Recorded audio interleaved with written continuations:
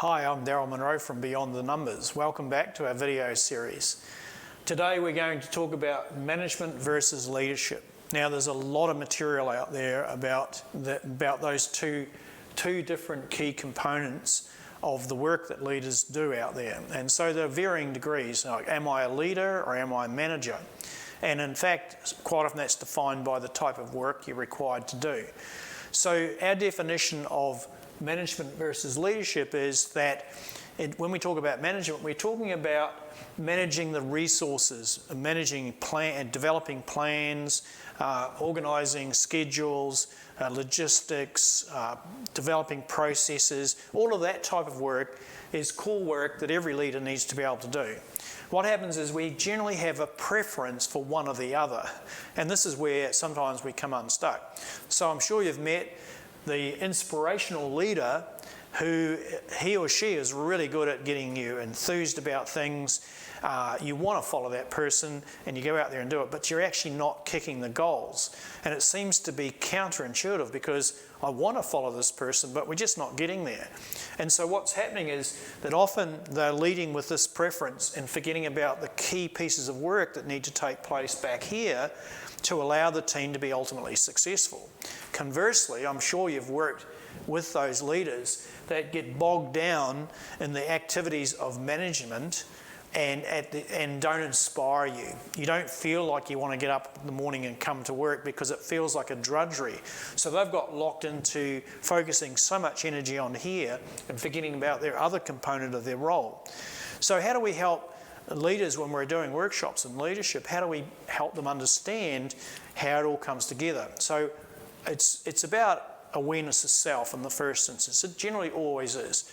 If we look inwardly and figure out what we're about, what motivates us, what our preferences are, if you like, it goes a long way to figuring out what we need to do differently to get a better result. So we've got a very simple model to create a discussion about this. And so first up we talk to leaders about what's your natural style when you're engaging with people. Do you have a directive style, which is more a telling style, or a just get it done style, versus a facilitative style, which is about engaging people, listening to them, exploring their knowledge, helping them close some gaps. I suppose you could say this is more like a coaching style, the facilitative style. So we say to people, okay, what we want you to do is think about those two elements. Am I, by preference, a directive leader or a facilitative leader? Now, some people would say, well, depends on the situation. Now, that's a good sign for us because it says they're actually starting to think about situations where they may need this style versus that style. So invariably what happens is that we get them to plot on this model where they think they are in terms of directive and facilitative. So let's say majority of the time, this is my first preference. I'm one of those doing people. I just get out there, do this, and we get it all done and we have a pretty good result, right? So that works for the leader, okay? But it may not be working for all members of your team because sometimes people interpret this through their lens as being a micromanaging leader. A leader that's always telling me what to do, doesn't allow me discretion, doesn't empower me. So that might work for the leader, but it may not get the result for the team. And they might even say when they fill this out, so that's my first preference, Daryl, but I also, there are times where I'm actually facilitative. So we talk about that and say, give me some examples. And they say, oh, you know, if I come across a high risk situation, I become very directive and I guide people through the steps they need to take to manage that potential risk and come out of it with no harm or injury to themselves or equipment.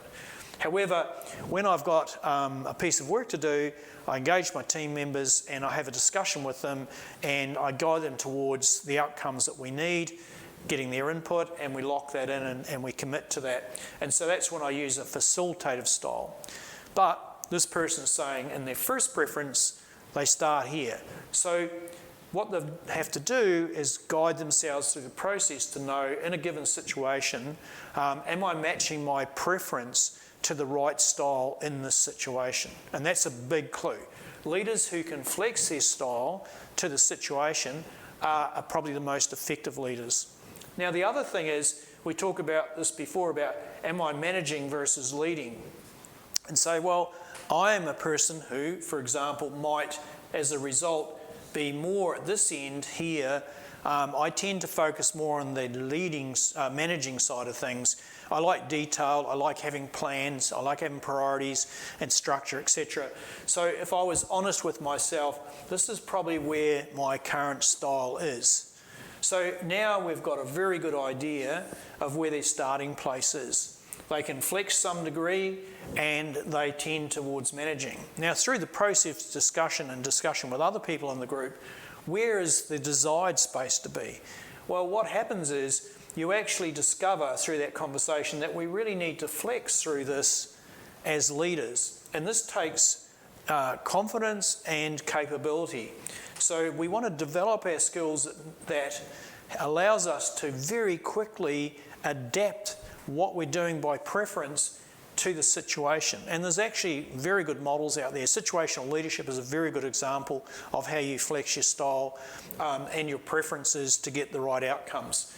So the role of the leader, I guess, is a leader who's stuck in one place or stuck in one mode, if you like, will get some level of performance out of their teams. They won't be highly recognised by their teams as a leader. So if you want to become the leader that people aspire to follow, you need to understand where your preference is and where you need to go to get the results that will work best for your team and for your organisation. So it's just worth consideration, and I hope this helps, and we'll look forward to seeing you in future videos.